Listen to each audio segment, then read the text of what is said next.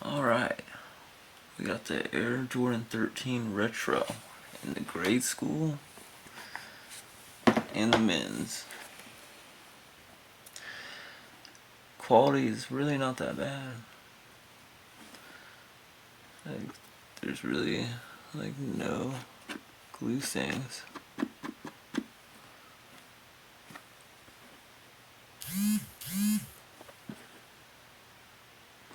Little hints of red.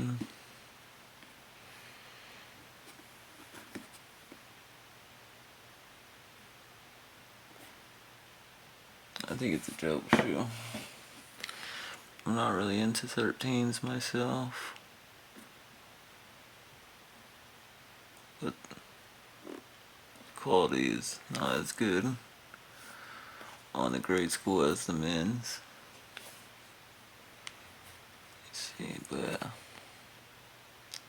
still not bad. And tell me what you guys think of the Air Jordan 13 Del Sol, I think it is. Del Sol? I'm not sure, but comment down below and tell me if you're able to cop or not. If you even picked them up to resell or keep to put on feet, let me know. Thanks for watching.